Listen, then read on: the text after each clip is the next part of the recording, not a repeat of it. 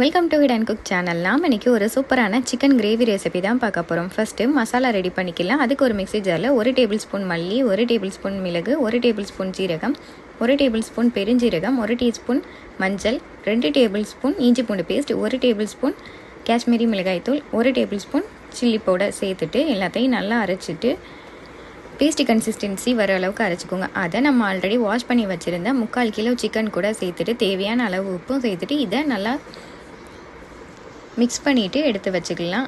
நான் கிரேவி பண்ணுறதுக்கு மண் சட்டி எடுத்திருக்கேன். அதில் கொஞ்சம் நல்லெண்ணெய் சேர்த்துக்கிறேன். எண்ணெய் நல்லா ஹீட் ஆனதுக்கப்புறமா ஒரு கையளவுக்கு சின்ன வெங்காயம் கட் பண்ணிவிட்டு சேர்த்துக்கிறேன். கூடவே கொஞ்சமாக கருவேப்பிலை, 2 தக்காளி கட் பண்ணிவிட்டு சேர்த்துக்கலாம்.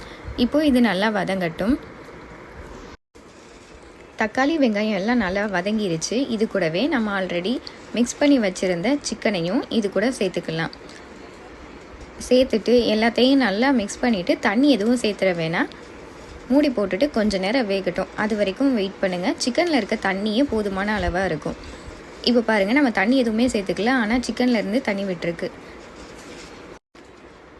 இப்போது கொஞ்சமாக தண்ணி சேர்த்துட்டு நல்லா மிக்ஸ் பண்ணிவிட்டு மூடி போட்டு வேக விட்டுறலாம்.